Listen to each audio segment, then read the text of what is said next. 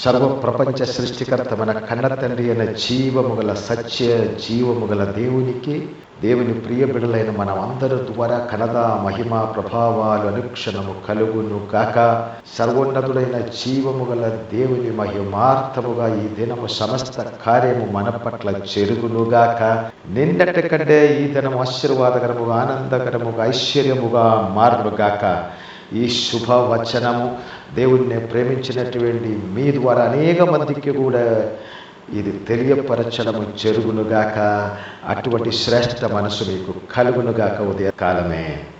ప్రియమైనటువంటి దేవుని బిడ్డలారా, ఈ దినము జీవము గల దేవుని శ్రేష్ఠ నిత్య జీవవచనములో నుండి అత్యంత శ్రేష్ఠ వచనము నేను చదువుతుండగా శ్రద్ధగా వినాలి. ఫిలిప్పీ గ్రంథము 4వ అధ్యాయము 19వ వచనములలో ఇలాగే మన కొరకు రాయబడి ఉన్నది. కాగా దేవుడు తన ఐశ్వర్యము చెప్పిన క్రీస్తు యేసునందు మహిమలో మీ ప్రతి అవసరమును తీర్చును. వచనం ఒక్కసారి కూడా.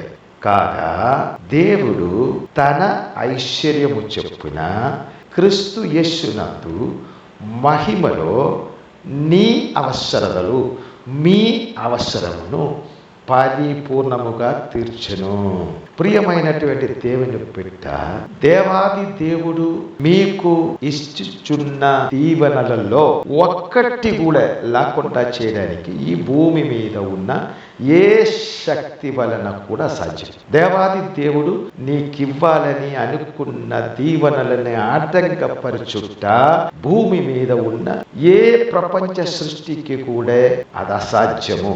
కారణము, నీవు జీవము గల దేవుణ్ణి నమ్మి ఉండినట్లయితే, సర్వ ప్రపంచ సృష్టికర్తం అయినటువంటి దేవుడు మానవ రూపధరిగా ఈ భూమికి వచ్చినది సత్యమని నీవు నమ్మి ఉండినట్లయితే, ఆ నమ్మిన సమయము నుండి నీ పైన నింపబడిన ఐశ్వర్యము దేవుడు తన మహిమైశ్వర్యమును చెప్పున, దేవునిలో ఉన్న ఐశ్వర్యము చెప్పున నిన్ను దీవించి ఆశీర్వదించి ప్రతి క్షణము నడిపిస్తాడు. అది నీ నమ్మినట్లయితే చాలు. ప్రియమైన వారులారా, మీకు వ్యతిరేకంగా మీ జీవితములనే పాడు చేయాలని అనుకున్న వారు ఉండొచ్చు, నీకు కీడు మాత్రమే చేస్తున్న వారు ఉండొచ్చు. కానీ మీరు దేవుని యందు నమ్మకం ఉంచినట్లయితే కీడు చేసిన వారికి ఏ కీడు తిరిగి చేయకూడదు. మనకు వ్యతిరేకంగా ఏదైనా మాట్లాడిన వారు వ్యతిరేకంగా మాట్లాడకూడదు. ఈ వచనం మనకిచ్చిన జీవము గల దేవుడిని పరిపూర్ణముగా నమ్మ. ఈ జీవ వచనము నీవు నమ్మి ఉండినట్లయితే ఈ క్షణం నుండి దేవుని ఐశ్వర్యము, దేవుని ఆనందము నీ మీదే, నీ కుటుంబం మీదే, నీ తరతరాల మీదే వస్తారు.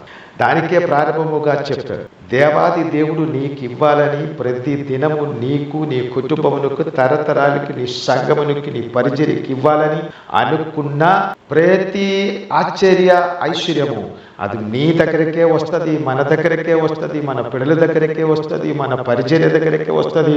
సంపూర్ణముగా దేవుని ఐశ్వర్యము మన పట్ల పంపిస్తున్నారు కనుక అది మన దగ్గరకు వస్తుంది.